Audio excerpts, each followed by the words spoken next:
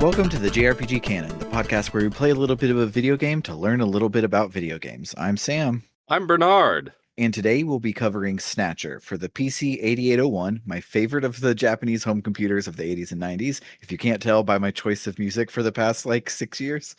It also released for the PC 98 and MSX upon release, and then was remade for the PC Engine / TurboGrafx 16, which was then remastered for the Sega CD, which was the one that was localized into English and the one that we will actually be playing today. And there were also PlayStation and Saturn versions later that only came out in Japan. Yes. And of all of those, the only one of them that is YouTube safe is the Sega CD version. So we lucked out in that regard. No blurring. We don't get to see boobs. We're so lucky. We're so lucky. We don't get to see boobs today.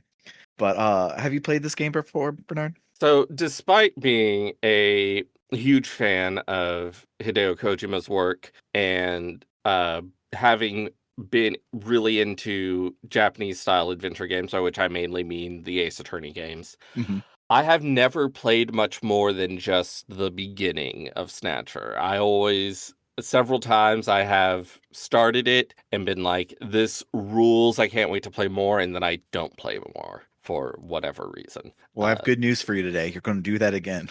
Yes, I get to see the beginning again. It's been a while, so I'm excited. Yeah, I don't really remember it much, but it's a Japanese adventure game. They all sort of are the same, as far as I know. Yeah, I keep confusing this game with Police Knots. They just occupy the same place in my brain. Hopefully that won't be true after today, because we won't be in space.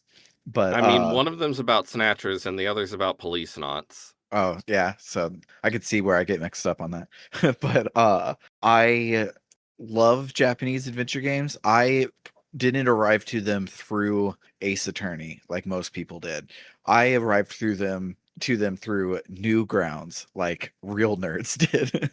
And I played. Yeah, there were a whole bunch of Japanese style adventure game dating simulators on Newgrounds, and that's where I first got my toes wet. Interesting. And I a couple of years ago now, more than 6, because that's how long we've had them for our theme song. But I discovered the PC 98 by way of PC 98 bot on Twitter /X /Blue Sky /Tumblr, whatever they are now. And I was like, this is really cool. I want to play more of these. And your choices of game on the PC 98 is Toho and Japanese style adventure games, and that's about it. So I played quite a few of them while exploring that catalog, but never did I play Snatcher. So I'm excited to play through them today. But first, a little history.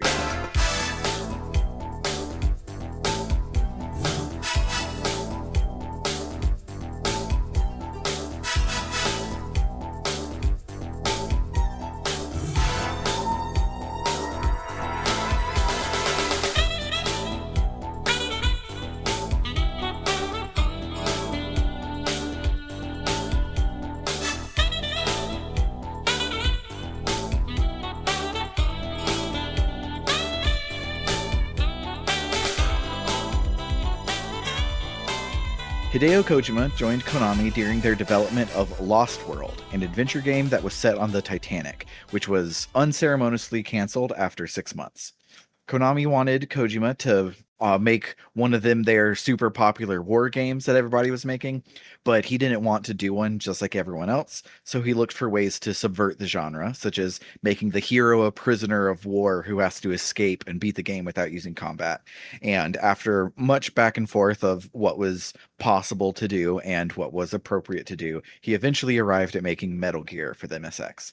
But I just want to say, you look at his credits on Wikipedia, and I guess he was working on Lost World first, but then his credits go doing some shit on Penguin Adventure in 1986 to designing Metal Gear in 1987. The 80s were wild. Absolutely. In the game industry. Yeah, and because he was such a greenhorn on everything and had barely shipped a game, much less had directed one, he would tell the programmers, oh, hey, I want the audio to kick in right here, and would direct it like a movie. And the programmers would be like, sure, okay, and then just do it the way that they thought was better.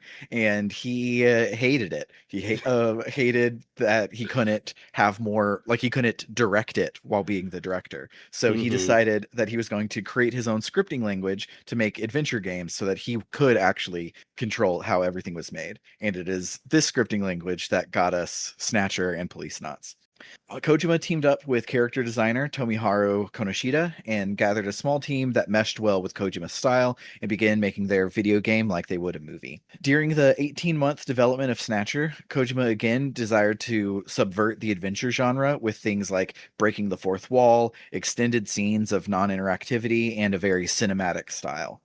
And also, at one point in development, Kojima had the idea to write a secret message on the floppy disk that they used in the game, kind of like how Meryl's number is on the back of the PlayStation box for Metal Gear Solid. Hmm. But he wanted to write the number on the floppy disk in heat reactive ink, so it Oh would my only god. reveal itself to you at disk change. When you took out the hot disk, it would have the secret password on it. Oh my And god. I love management yelled. Kojima so much, and he's so fucking stupid. Yeah, management yelled at him for how insanely more expensive it would be to do that. Like the reason you make games on floppy disks is because they're cheap, and this would completely make that not true. So he had to cut that feature. But ironically, when he made the MSX version, he did some weird cartridge stuff for it, and it ended up making it more expensive than the PC-88 version, which is not how the MSX usually went. After the game was released, the players of the game loved it and they clamored for a console release, but because the game was huge and complicated, they didn't even consider any consoles that were still using carts and they only looked at ones with CDs, which at the time was just the TurboGrafx and the Sega CD. So he created Snatcher CD Romantic for the PC Engine CD that had expanded art, some voice acting, higher quality music, and a third act that provided a more solidified ending to the game because the first game ended on a cliffhanger. Well, I think the third act is junk. The title of the third act is junk for the listener. I didn't know that, but that's very funny. The titles of the act are Snatch, Cure, and Junk. I'm Yeah, just looking at Wikipedia, so that's the very abstruse joke. beautiful. Kojima then was not involved with the Sega CD port. He said he wanted to be, but was busy like creating Metal Gear Solid or whatever he was doing by 90. I think Well, that the was Sega CD version came out in '94, and Police Knots also came out in '94, so he's probably busy yeah. with Police Knots. Yeah. But I think if I remember correctly, I didn't write it down, but I think he's gone on record like saying he doesn't like the Sega CD version that much, and every other person says that it's the definitive edition, and he shouldn't play any of the others. I So mean, he would not like the one he wasn't involved in. that's true. That's how he would do it. Yeah. But the Sega CD version is the one that we will be playing right about now. Because it's in English.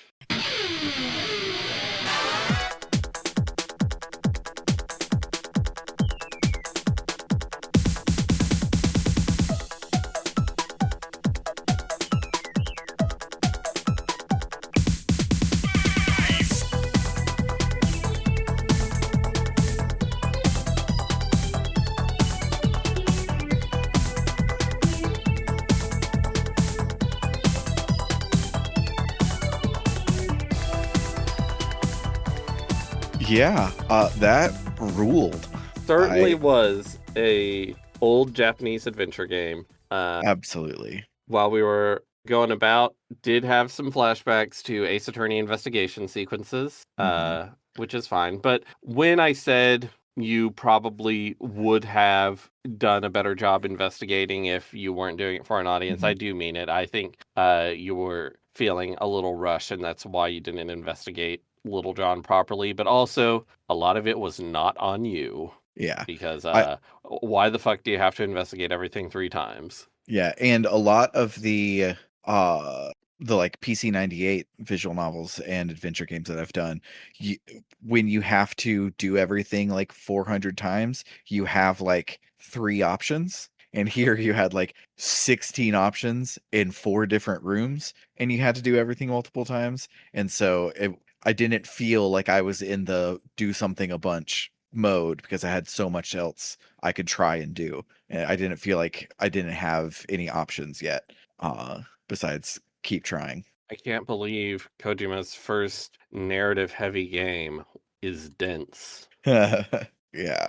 Uh, it was very cool though. Like Yes. we talked about on uh the mother one, the mother episode, that like sometimes it's okay to make a ripoff if you make it in your own voice. And this absolutely was a Blade Runner ripoff in Hideo Kojima's voice, and it rules. Yes.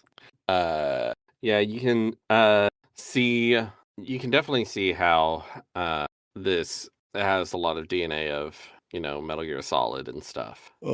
Uh, But yeah, it was really neat. I do want to play the rest at some point. mhm. I might have a guide up for some of it Yeah, I because think I I might as don't well. have time for this. No. If I play it again, I probably will play it on something I can play in bed, and I play it how I'm playing Ace Attorney right now, where it's like a book I read before bed so that I don't feel like I'm in video game time and I have to hurry. I'm at just play until you get sleepy time, and so it can be kind of long and boring because that's what it's for. Well, you And certainly haven't been hurrying through Ace Attorney, so I definitely have not. I still have not finished that first case.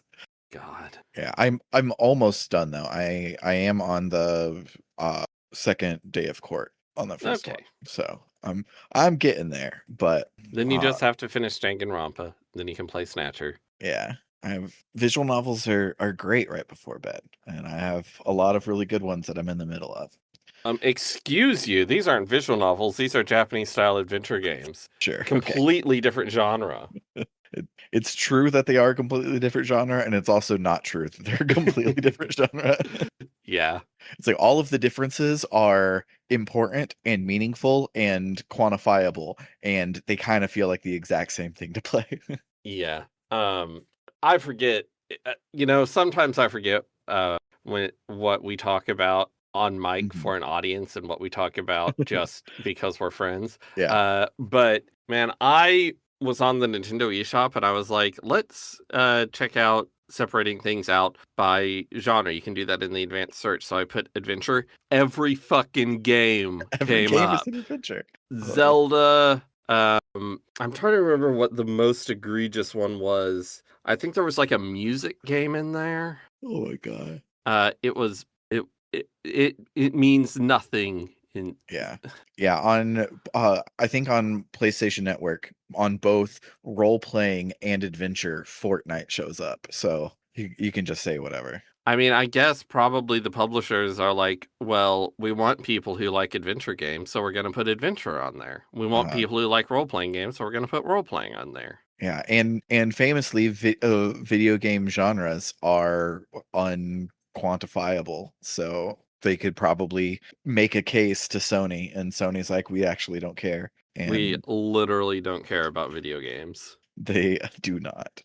But yeah, so specifically about this game, the music was really, really good. Yes. Like, When I was checking out the PC 88, is that uh-huh, correct version? correct. When I was looking at that while you were getting your busted computer setup working, it was the music was more sparse. Like Mhm, there were more sections without music. I'm mhm, guessing probably just some sort of storage thing yeah, because it didn't have a CD. a fucking CD-ROM. But yeah, Yeah, very, game very good. rules. Yeah, Like I Metal Gear is cool, but mhm, Snatcher is where Hideo Kojima starts happening. And yeah. I understand that these are all the works of teams. I understand that Mhm. authors don't do everything themselves, but Kojima specifically wanted people who would just do what he says, so it kind of is Kojima in this case. Yeah, like when I auteurs was don't do everything, but there can be uh, a a leading creative idea behind something that yeah, it's it complicated. and I feel like auteurs don't do everything, and Hideo Kojima is the exception that proves the rule because how he does it is insane. It shows that how other people do it are they don't do it like this. But I'm so glad we got an official English release of this game, even if it was just for the Sega CD. mhm. I'm glad we got the cool voice acting and stuff. Yeah.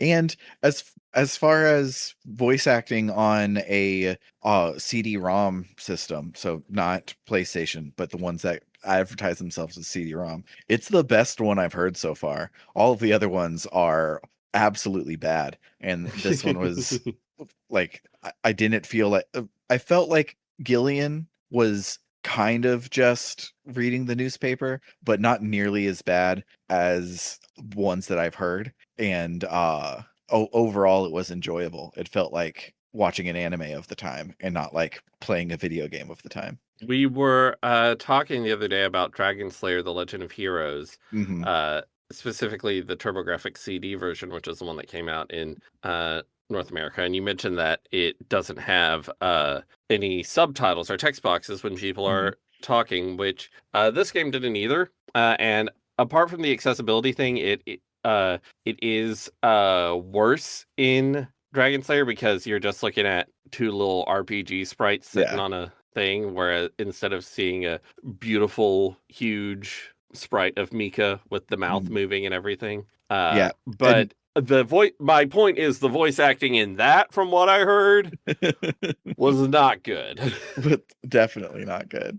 But yeah, like having back in the day where you had to choose between voice acting and subtitles, and people didn't just start leaving subtitles on until Netflix, so now they're on everything. But back in the day, normally I hate it when it's just the voice acting, but this one, because it was binaural in both ears, it had spatial sound to it. The Ang Lee's Hulk ass changes in the screen, like it was cool, and it was an interesting thing to watch. And then I was watching in a television show or a movie made with sprites and not staring at an RPG screen while people talk at me. It Yeah, was very cool. I feel like another rule that Kojima's work breaks is, people say that games shouldn't strive so much to be like movies, and Mm. generally I would agree, but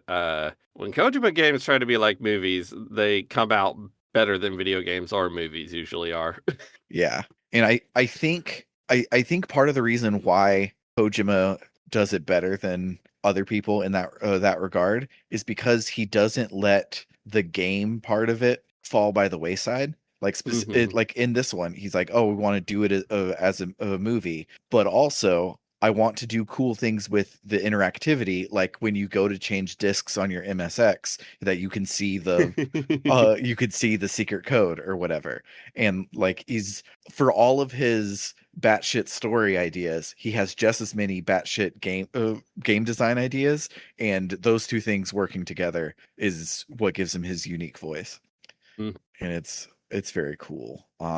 Yeah, right now I'm having the same sort of problem we did when we covered Chrono Trigger, where it was just like, man, that was good. People are right. This thing that everyone likes is good, actually.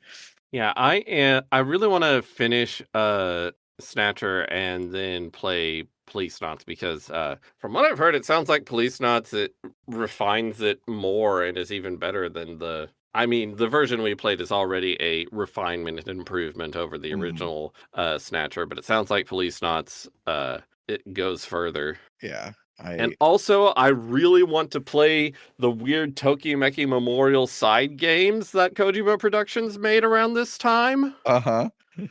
but they're not in English, and neither is Tokimeki Memorial Forever With You. Don't talk to me about the Super Nintendo version. I don't want to play that version. Mhm. Yeah, I love that Tokimeki Memorial was a triple A game from Konami, and you can tell because they took Hideo Kojima off of Metal Gear and Snatcher and everything so that he could help work on the high school dating sim, and that's insane and very cool, and I like that a lot. Yeah, it looks like he was executive producer or producer on these drama games. So I don't know how much he was involved in them, but yeah, after Police Knots, he did some Tokimeki Memorial Drama Series games, and Hell then yeah. Metal Gear Solid, and then produced some Beatmania console ports. Yeah. So as a capstone to the Japanese style adventure mini arc inside of this larger arc of adventure games, I can absolutely see what, like, I can see how Portopia came from adventure and Zork and things like that through Yuji Hoри's specific lens and stuff. And I then can see how this game came from Portopia and did not come from Adventure and Zork. Like, it's kind of like how Dragon Quest came from Ultima and Wizardry, but Mother did not come from Ultima and Wizardry. It came from Dragon Quest. And I like that a lot. Do I think this game deserves to be in the JRPG canon? Probably not. I mostly just wanted it so that I could play it. It's my show. I get to decide what we cover. But I do know when I was looking up trying to write the history part of it, I was using archive.gamehistory.org to look at contemporary reviews and whatnot. And You were sending uh me some batshit screenshots. there were some absolutely insane takes from professional games journalists in the 90s. But around the time that Snatcher came out, I basically could just get hits of like, oh, Konami is coming out with this game based on a manga, which is not true. I was about And to ask, was this based on a manga? absolutely not. It was based on Blade Runner. But Yeah.